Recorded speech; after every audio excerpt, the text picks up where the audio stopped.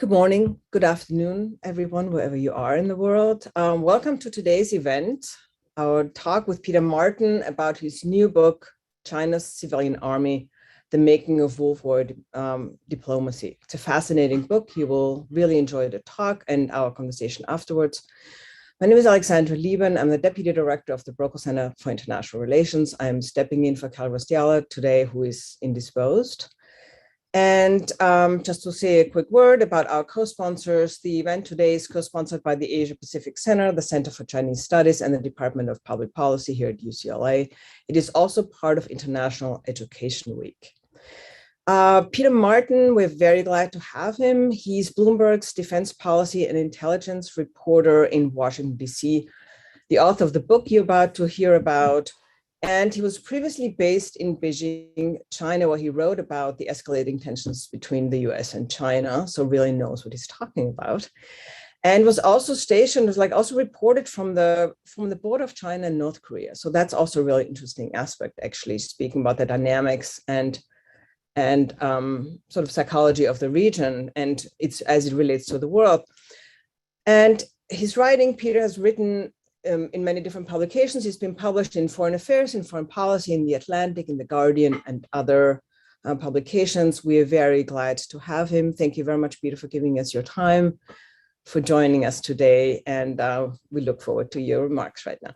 And also for the audience, quickly, as always, right? Like we're recording this talk today, you can find it then on YouTube and on our website for questions, because Peter's going to talk for about 20 minutes, then we'll have a brief conversation, and then we open it up for Q&A with all of you. Please post your questions in the Q&A portal.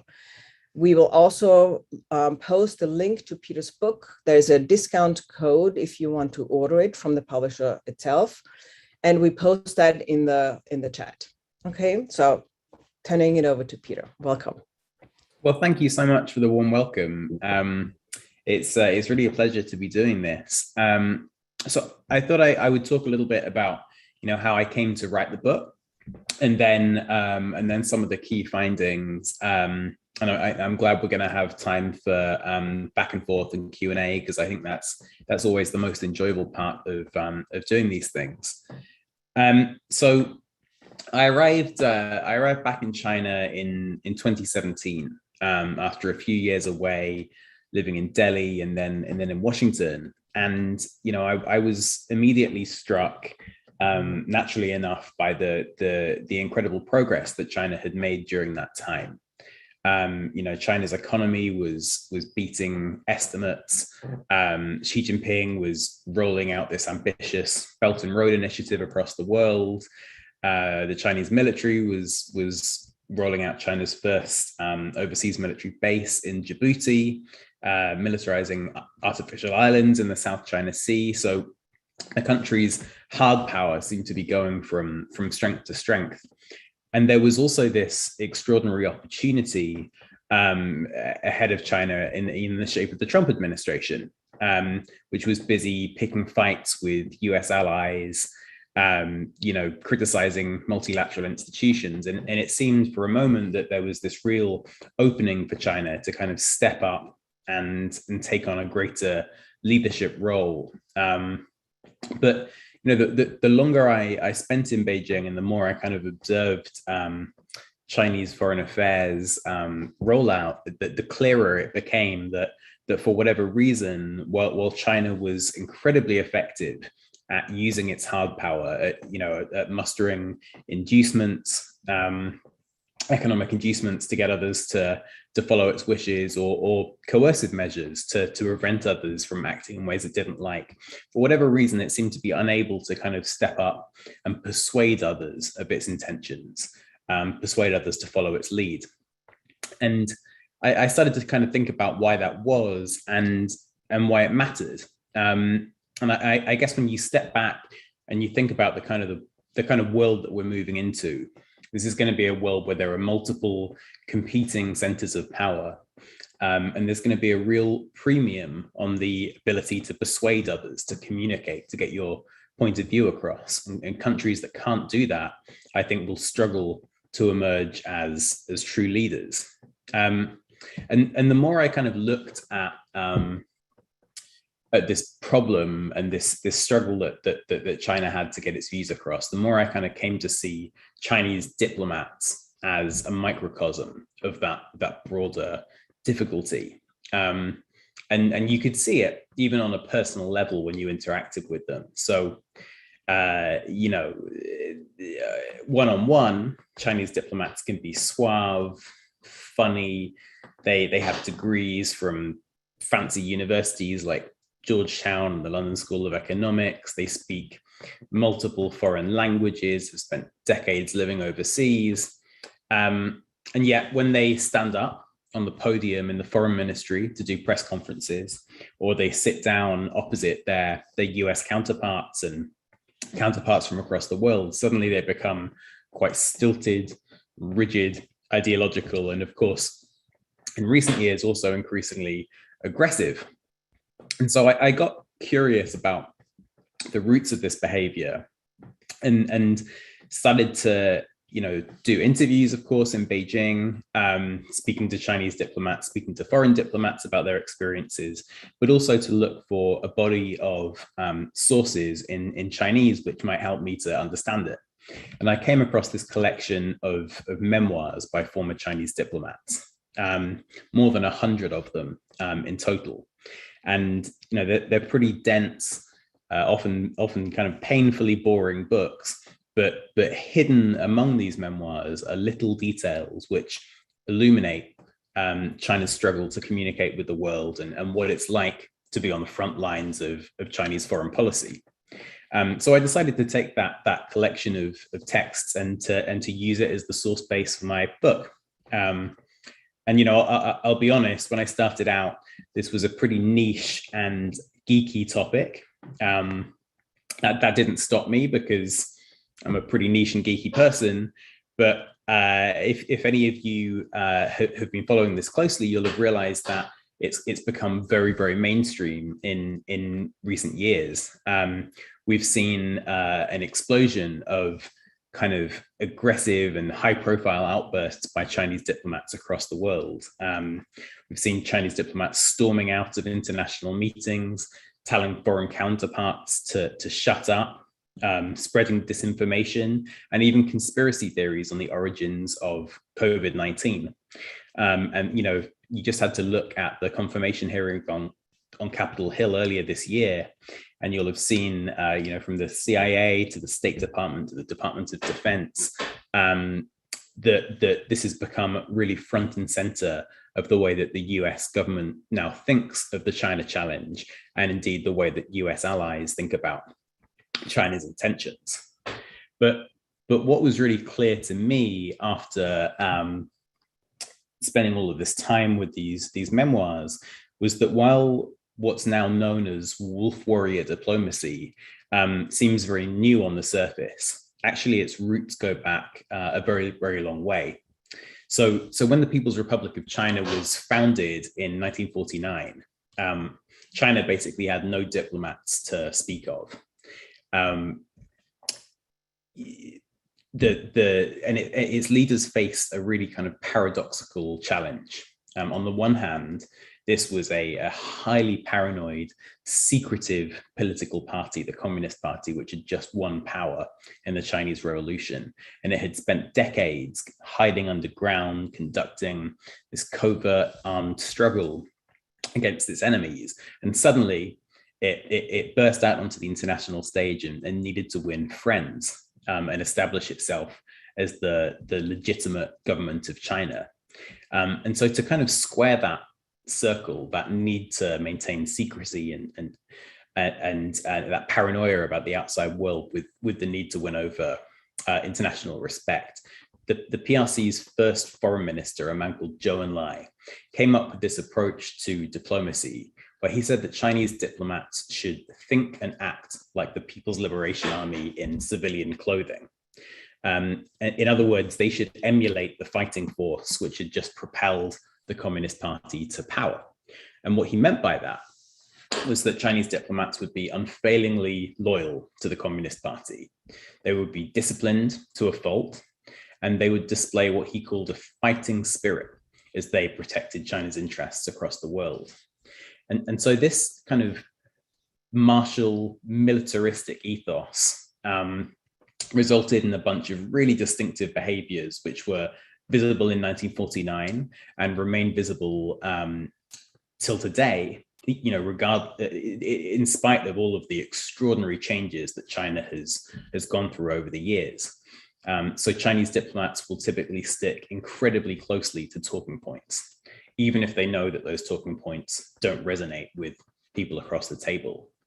They will move around in pairs to keep tabs on each other and make sure that no secret information is leaked.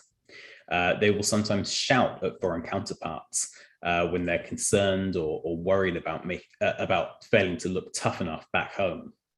And they'll elevate even the smallest of perceived slights or insults into major international incidents because they worry that if they don't, they'll be judged as disloyal by people back in Beijing. And so this kind of approach led to displays of what we would now call wolf warrior diplomacy right from the outset. So in 1950, this veteran revolutionary named Wu Xiuquan, who had kind of a bullet mark across his cheek, had spent decades fighting Communist Party enemies across the country. He led a delegation to the United Nations in New York and delivered a speech which frankly makes the day's wolf warriors look like a bunch of wimps.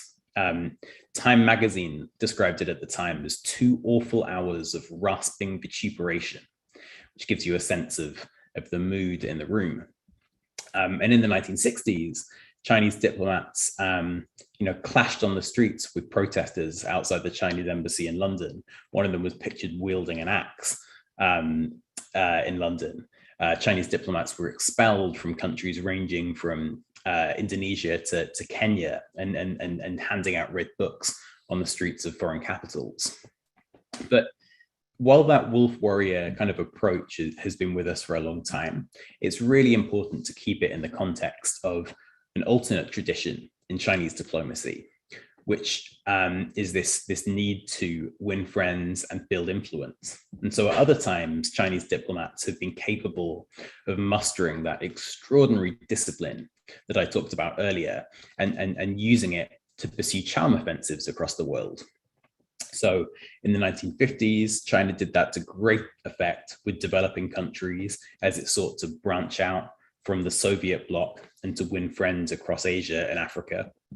And in the 1990s, in the aftermath of the Tiananmen massacre, Chinese diplomats spearheaded an incredibly effective kind of 2-decade charm offensive, which blunted much of the international criticism against China and ultimately culminated in it hosting the 2008 Summer Olympic Games in Beijing. So I kind of think of there being 2 tendencies which cycle in and out over time. There's a tendency to charm the world, and there's a tendency to use wolf warrior tactics to tell the world off. And recently, of course, we've seen a pretty decisive lurch back toward that kind of combative assertiveness that we saw at times in the 50s and the 60s. And I think that's been driven by 2 things. I think on the one hand, there's a new confidence about China's place in the world. And on the other hand, there are these enduring insecurities, which have been exacerbated by the tenure of current President Xi Jinping. So the new confidence started around 2008-9 in the wake of the global financial crisis, when Chinese leaders looked out across the world and they believed that Western leaders in the US, but especially in Europe, had kind of been slow and prevaricated in their response to the financial crisis. And they contrasted that with their own ability to launch a massive and very successful stimulus package in the Chinese economy. And they started to kind of think, we've spent all of these years acting so deferentially toward the West and kind of taking it as our model. But now maybe our model is holding up more strongly, and perhaps we don't need to show that kind of deference anymore. And the upshot of that was a couple of years of really quite assertive Chinese diplomacy on the country's periphery, which really became clearer louder and more consistent after Xi Jinping became Communist Party boss in late 2012. And under Xi Jinping, China's political system has become an increasingly tense and even scary place. Xi has instituted a sweeping anti-corruption campaign, which has punished more than 1.5 million officials and has used political disloyalty as one measure of corruption. He has abolished presidential term limits, setting himself up as leader for life. And he's used re-education camps to subdue the far western region of Xinjiang. Xi has focused on ideology at home, and many of his speeches have emphasized hostility towards the outside world, and especially to foreign influences in China's cultural and political spheres. And I think it's really important to remember that when Chinese diplomats see signals like this in domestic politics, they know exactly how to interpret them. So the foreign ministry over the decades has experienced multiple rounds of purges in which colleagues were encouraged to inform on each other. And in the Cultural Revolution, things got so bad that junior Chinese diplomats locked Chinese ambassadors in cellars. They forced them to clean toilets and even beat them until they coughed up blood. Large numbers of Chinese envoys actually were sent off to re-education camps themselves. And so they know exactly how high the stakes could be for getting on the wrong side of China's political system. And I think all of these things kind of came together to set a new tone for Chinese diplomacy. And so when Chinese diplomats heard President Xi talking about how China was moving closer and closer to the center of the world stage, was standing tall in the East, would never tolerate foreign bullying or give up an inch of its territory, and to really center his domestic politics around the idea that he was going to rejuvenate the Chinese nation, they started to mimic that language in their own communication with the outside. And if they were ambitious, maybe they'd add a little extra zeal just for good measure. And so this kind of new assertive approach to diplomacy really went into high gear after the outbreak of the coronavirus pandemic. China was under attack for its role in the initial outbreak of the pandemic, but it also felt, just like in the financial crisis, that its model had been vindicated, because after all, China had been able to stop the spread of COVID-19 as Europe and much of the West, including in the US, really struggled with that. And the result, I think, was a series of outbursts, which I kind of detailed earlier on, which were apparently cheered on by Xi Jinping, who even issued a handwritten note to the foreign ministry calling for more fighting spirit from his diplomats. And this new approach came to be known as wolf warrior diplomacy. And if one figure really came to epitomize that approach, it was current foreign ministry spokesman Zhao Lijian. Zhao had been this relatively obscure figure posted to the Chinese embassy in Islamabad, and he managed to get himself into a Twitter fight with former US National Security Advisor Susan Rice. And that resulted in him kind of rocketing to domestic fame in China, being appointed spokesman, making him one of the most high-profile faces of the Chinese government overseas. And when Zhao returned to the foreign ministry in Beijing, he was actually greeted outside his office by a small group of young Chinese diplomats who applauded his return. Zhao has used that position to offend pretty much everyone who has come across his path. But most notably, he angered the Australian government when he posted a doctored image of an Australian soldier with a knife to the throat of an Afghan child. And perhaps most dramatically, he angered Donald Trump's Oval Office when he suggested that the US Army had deliberately spread COVID-19 in Wuhan. So although Zhao is a very high-profile example, there's actually a whole cast of characters who have kind of followed him in this in this approach. One of them was Gui Tongyo, who was China's ambassador until recently in Sweden. Gui was summoned by the Swedish Foreign Ministry 40 times over the space of 2 years as a result of his provocative behavior. And when Swedish media asked him about his behavior in an interview, he said, "For our friends, we have fine wine, and for our enemies, we have shotguns." So he struck a pretty unapologetic tone. And it's important, of course, to stress that not every Chinese diplomat likes this approach. And there are many scholars and even people inside the foreign ministry who disagree with it. So Yuan Nansheng, who was China's former consul general in San Francisco, has warned about a trend toward extreme nationalism in Chinese foreign policy. And said that this could alienate others. And even President Xi himself, in a Politburo study session earlier this year, talked about the need for China to cultivate a more lovable image around the world, which I think is at least a kind of tacit recognition that China and China's diplomats have been more frightening than lovable in recent years. But as I said at the outset, anyone who studied this will understand that this kind of wolf warrior approach and the kind of combative assertiveness we've seen recently has been in the foreign ministry's DNA right from the beginning. And so with that, maybe I'll pause here and turn it over to Q&A. Thank you so much for listening.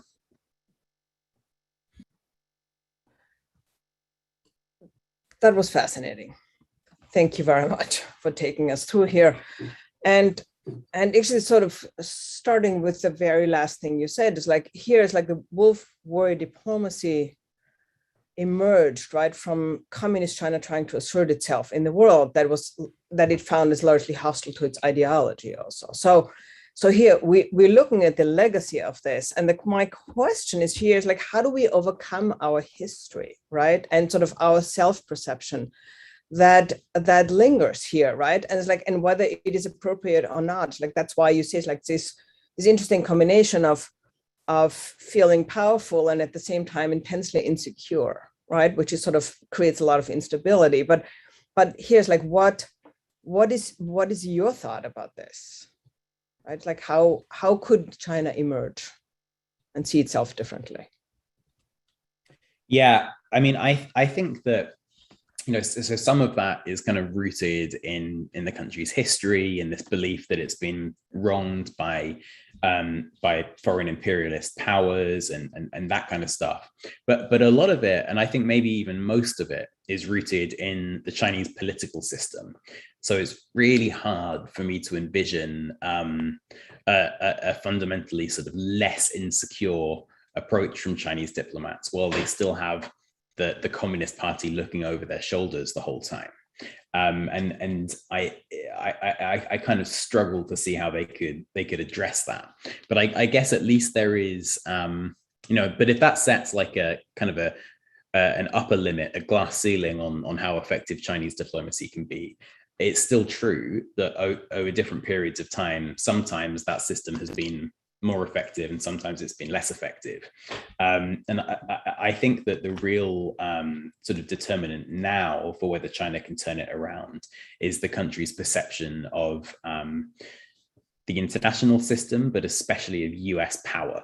And at the moment, I think a lot of elites in Beijing think that the US has entered this period of kind of terminal decline, and that its political system is ineffective. They look at the rise of populism, gridlock in Congress, and they kind of think, our system is holding up better than this. And so even if we're getting criticized, there's not really any need for us to change our minds. And we'll see if the Biden administration is actually able to shift that perspective.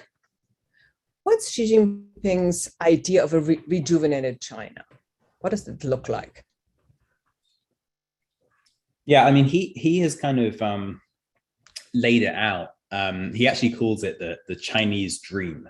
But unlike the American dream, which is very focused on individuals and their objectives. Xi's Chinese dream is all about the strength of the Chinese nation, and actually Xi has made this idea of strength kind of central to his politics. And he said that by 2049, China should be, kind of equal to any other power in the world in terms of its economic development, its military strength. And so I think it means that, for some people, it means that China will emerge as the preeminent global power. And for others who are a little bit less ambitious, it means that China will be a full peer competitor of the US, and it will kind of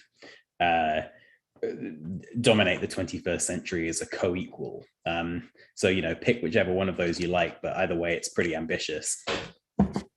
So what's given that, right? It's like, and people sort of debate like how much, there seems to be a consensus that this will be handled on the economic side of things rather than tactical military engagement. Although here's the question of Taiwan. But what is your advice to US foreign policymakers and to the Biden administrations, like given what you've written about your experience being in China, talking with so many people, it's like how should they approach China, right? And it's like given the human rights issues we have, the intellectual property, cybersecurity, all of the issues we're dealing with, in addition to economic issues, it's like so be their consultant. What do you tell them? Yeah, I mean, I'm sure that they don't want to listen to the advice of a random British journalist, but I mean, I guess my perception from having looked at these books and done these interviews is that the Chinese government tends to be incredibly responsive to perceptions of the kind of configuration of power in the world around it. And so I think it's really notable that the Biden administration has started off. Jake Sullivan, the national security advisor, uses this phrase where he wants to approach relations with China from a position of strength. And so that means, domestic reforms, build back better infrastructure at home. And it also means strengthening US alliances. So the Quad grouping of nations with India, Japan and Australia, partnerships with NATO, these kind of, the Five Eyes Intelligence Alliance, all of these kinds of things. And actually, based on conversations I've had with people in Beijing, I think that approach is likely to be pretty effective, because there's a strong belief in China that the best asset that the US has is its alliance system, and then there's this great fear that China will end up encircled and contained by that alliance system. And so I think that an emphasis on that kind of thing is far more likely to be effective than kind of just sitting down with China and explaining that there's been this long belief, I think, by a lot of US statesmen that China was in need of kind of tutelage from the US, and if only they could sit down with Chinese leaders and explain to them that they'd seen the light and that China too might see it, that things would be okay. And I think we've seen from kind of example that actually Chinese leaders focus much more on power. Right. I think that's true. Belt and Road Initiative, right? I mean, that is a very expansive project. And here too, it's like, I mean, you have sort of that it's sort of, as we watch it grow, right? Whether it's through Africa, through Europe, it's like, and here also Chinese run into cultural issues, right? As they sort of expand and carve out their path. But how does that intersect with wolf warrior diplomacy, right? Like, I mean, here it's like you have to basically sell this. You have to sell yourself to these other nations that you propose these collaborations with. I mean, I think although of course the Belt and Road Initiative has been criticized for its environmental footprint and for creating dependencies in other countries, it actually does represent some of the best strengths of Chinese foreign policy, which is this ability to muster resources from across the Chinese state in the service of national security objectives. And that's something that other countries really struggle with, and US presidents will often reach for the military tool most quickly, because that tends to be the tool which is most available to the executive branch. Chinese leaders don't really have those restrictions, and so they can look to create projects like this without worrying that the legislature or some other body will get in the way. And so I think that the Belt and Road really represents China's ability to offer inducements and to kind of almost buy soft power and buy acquiescence from the outside world. And despite the backlash it's generated, I think that, these are broad brushstrokes, but I think China has come under much less criticism from the developing world because it's spotted rightly that there is a huge desire for infrastructure spending, and it's agreed to step up and offer it. The US tends to be a little bit more focused on kind of setting the rules of the road and doing that kind of thing, and I think there's probably a little bit less demand for that from developing world leaders. But at the same time, like you also talk about in the book that public view, right, public perception of China, and for example, in European countries, right, also the US is as with the ascendancy of World War diplomacy, right, public opinion goes down. So obviously, it's that has an impact, and that's why here too, right, it's sort of straddling that. It's like the desire, right, to be accepted, the desire sort of push forward, and at the same time having to manage their public image. And I'm wondering, and you say it's sort of there seems to be a recognition now that some of that needs to change, but here too, that runs counter Xi Jinping's idea, right, of what he wants to represent as including how he wants to ascertain China's dominance in the world and be seen. So I'm just wondering, it's how that will be reconciled in the long run. But I want to quickly kick it over to and start really with questions that we got from the audience. And one is actually from one of our interns who's a student, undergraduate student, and she says does the Chinese public pay attention to Chinese diplomacy, right? And what does it signal to them, and how does it affect us? And does it influence especially opinion of Chinese youth about who they are and what they represent and how they should see themselves and carry themselves? Do you have any thoughts about that? Yeah, so I think the Chinese public is a little bit like the US public in this regard, or the British public in that people spend most of that, people kind of get on with their lives and they don't focus on the minute details of international diplomacy. And so that's kind of the first qualifier. The second qualifier is that there are a lot of them, 1.4 billion of them, and that it's really, really hard to generalize. But with those provisos in mind, my perception is that wolf warrior diplomacy is quite popular with the public, and I think the reason for that is that there was this widespread belief for a long time that Chinese diplomats had been far too accommodating to the outside world, especially to the US, far too deferential, far too polite, far too quick to ask for permission. And actually in the 2000s, there were numerous incidents where members of the public posted calcium tablets to the foreign ministry in Beijing with this idea that Chinese diplomats needed to strengthen their backbones. That's something that as far as I understand doesn't happen anymore, and I think the reason for that is that kind of the Chinese foreign ministry has moved closer into line behind members of the Chinese public who have been hearing for decades, by the way, now from the Chinese government that China's time is approaching, that China is a natural leader in the world, and is destined for greatness, and they want its diplomats to follow suit. And so insofar as they pay attention, I think on the whole, people like the assertive tone. Mm-hmm. When you were journalist in Beijing, right? And you also did the research on your books, how was your time? Did you feel like you were being censored? Did you feel like you were being observed in the work you did? Did you feel constrained in any way?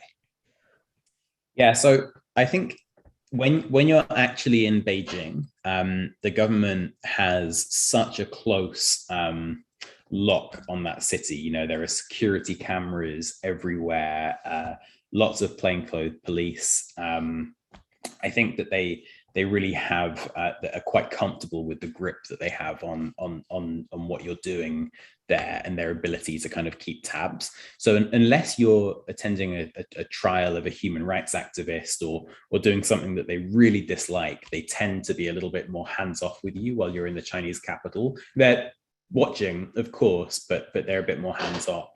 The really kind of hands-on treatment comes when you leave the capital. Sometimes you don't get any harassment at all, but sometimes you'll arrive to do something completely innocuous and kind of the full weight of the local Chinese state comes crashing down on you.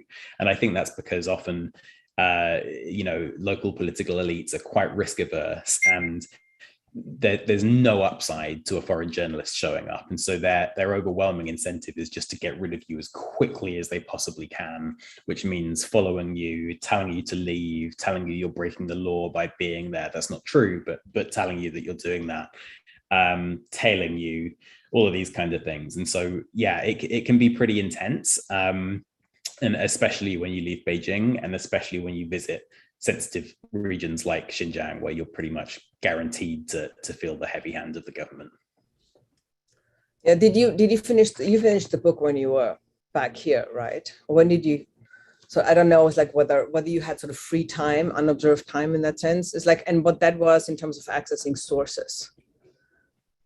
Yeah, so I worked on it for a lot of the time I was in Beijing, and it was kind of a labor of love in the early mornings and weekends. And, the vast majority of the source base for the book is open source. So even in China's very closed and very heavily censored political system, it is still remarkable how much information you can gather by just patiently looking through printed and published material. And that was also true in the Soviet Union, of course, and it's true today.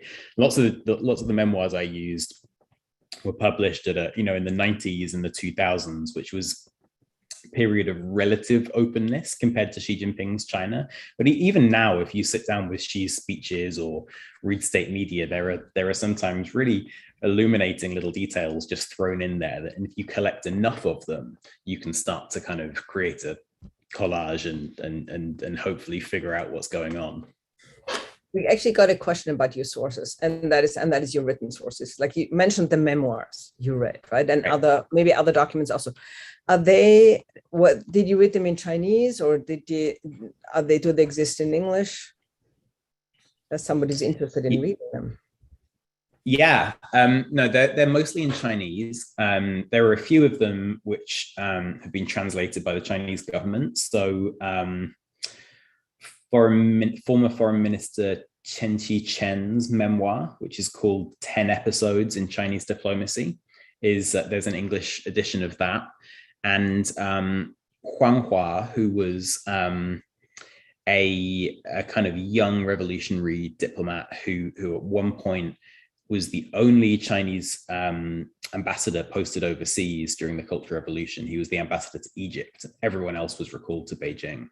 And he later went on to be foreign minister. His memoir, I've forgotten what it's called, but there's an English language edition of that. Most of them you won't find it, and unfortunately you'll have to persevere with the Chinese versions. But those two you can dig into straight away, and I think they're available on Amazon. Just before anyone misinterprets me, they're really boring. Like so if you buy them and you start reading them, you've been warned. You said that, yeah. In the book, you also mentioned the astonishing turn, right, of Chinese diplomats who at one point were a lot more open conversation partners to other diplomats, right? Sort of as they were debating what was going on in the world, and also how they should position themselves and what strategy may be suitable for these diplomats, European, American, other international diplomats, to suddenly find these doors closed, right? That their Chinese colleagues suddenly went by the party line and were no longer able or willing to deviate from that. It's like, and have you found, is that really solidly across? Are there still people who are willing to step outside and share what's really going on, or also their concerns about this? Or is there an avenue for them to do that? have frank conversations continued to some extent, and if so, what form do they take? So I guess that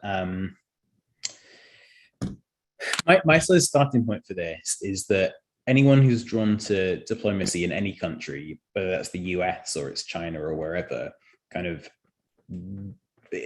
believes that there is merit in communicating with the outside. Otherwise, they wouldn't do it. They would sign up for the military or something else. So I think there'll always be people in the Chinese system who want to kind of play that role. It's just become much harder for them to do so, and that, you know, like you said, that started.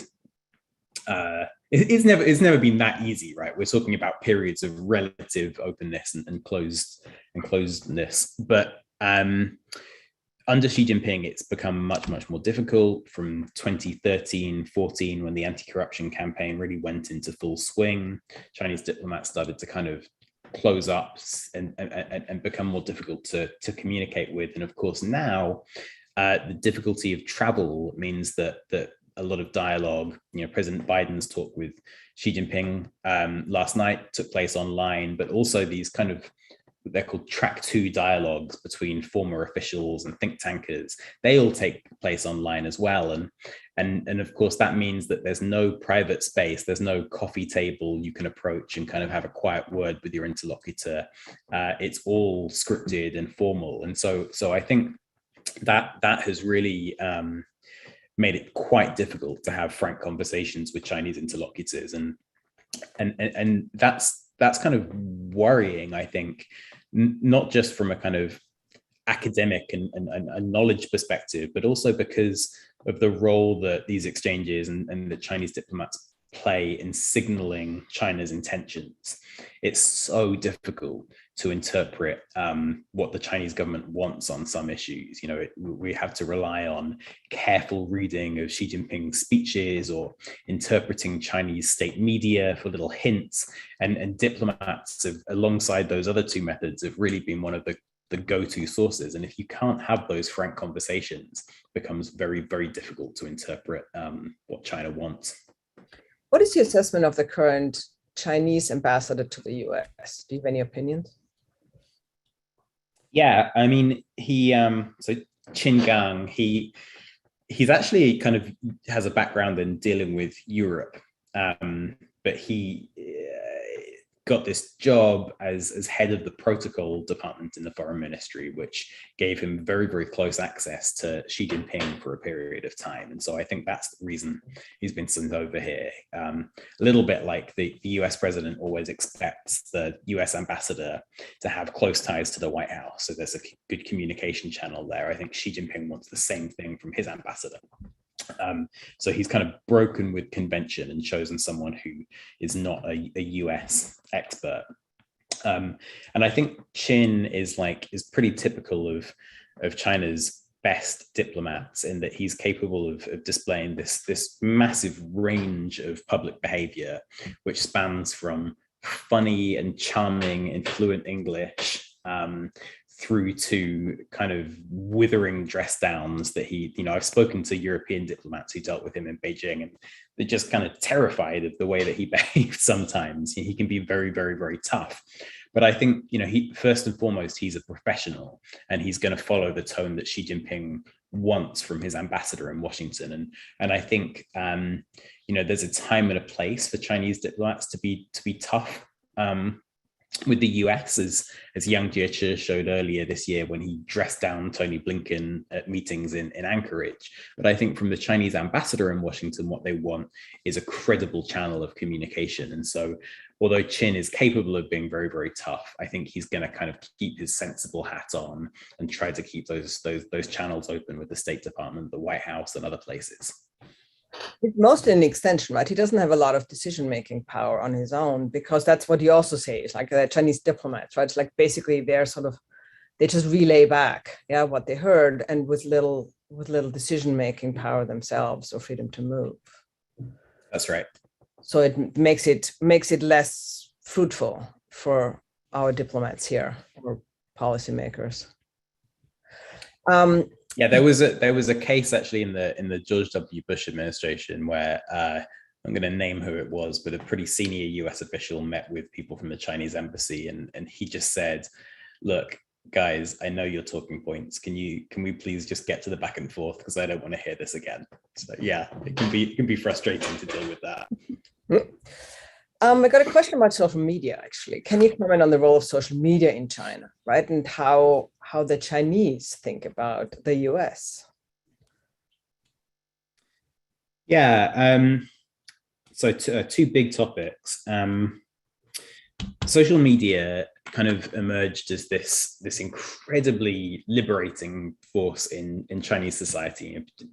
Like China's media sector never went through the kind of privatization that say the Russian media sector went through in the 1990s. And so Chinese newspapers and magazines can be extremely stale. And there are exceptions, but they can be, large, especially on current affairs, they're very stale and very by the party line. And so the emergence of social media, even though it was censored and subject to all kinds of limits, really exploded and provided this kind of public space for people to talk about social and political issues. And that kind of exploded around the sort of 2011, 2012 type of time. There was a really vibrant debate online.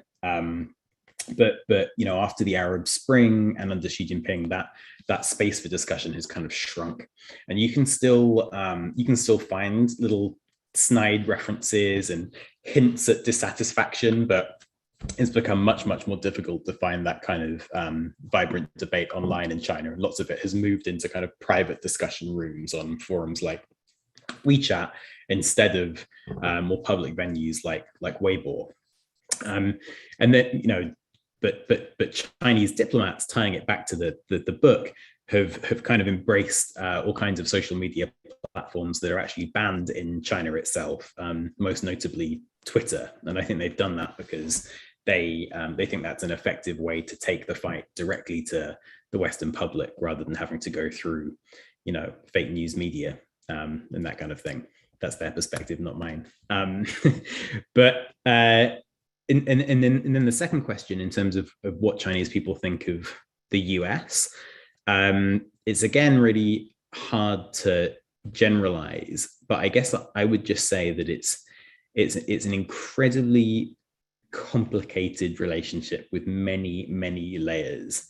Lots of people in China, including Xi Jinping, love Hollywood movies, and the US cultural industry. The NBA is extraordinarily popular. Chinese elites aspire to send their kids to universities in the US. Many of them want their children to speak English, and lots of Chinese people, of course, decide to travel and ultimately to live here. So there is this kind of like love and admirational side to the relationship, but there's also, at the same time, in the minds of many of the same people, there is this perception that the US bullies other countries, that it gangs up on China, that its leaders unfairly malign China and want to halt its rise. And I think kind of paired with that, a perception that a lot of Americans look down on Chinese people. And so those things create quite a potent cocktail where that the very same people can kind of have this admiration and this frustration and loathing in their heads all at the same time. Mm-hmm. Imagine. And that actually gets me also to sort of, I wanted to ask another question, but quickly, it's like, is there concern that Donald Trump gets reelected? Because that didn't exactly help the relationship. Yeah, I also think China, so focus on the Chinese government, but I think the Chinese government has pretty mixed feelings about that too. There's a longer term perspective, which says that, we talked earlier about how the US alliance system is such a massive source of strength for the country. Well, Trump was hostile to that system, and another Trump term might mean that the system was weakened. So there is an argument that this would kind of open up or further open up what what China's leaders think of as a window of strategic opportunity for the country. There's also just this short-term worry that, they like predictability and stability, and Trump represents the opposite of that. And it's difficult for any foreign leader to be on the receiving end of that kind of unpredictability, but it's especially difficult when Trump has kind of singled you out as a country against which he wants to fight a trade war. And so I think it's fair to say there are mixed feelings there. Yeah. Speaking about alliances and Western alliances, right? The AUKUS Pact that was just concluded, that also is like sort of pits in a way, in this particular case, Australia, right? It's like Australia, the US, and to a lesser degree, England, right, against China, sort of what the shift in alliances, but also is like sort of what does it mean for the other Pacific Rim nations. But here too is like, when people have said is like, this is actually, how is it going to affect the relationship going forward between the US and China? And also what role will Taiwan play in this, right? Does Taiwan become a proxy for China, so to speak, sort of to signal its displeasure, or how is it going? How do you see this already complicated relationship, first China, Taiwan, but then also it's like the role that the US plays in this continue or develop? Yeah, I kind of think of the AUKUS Pact as an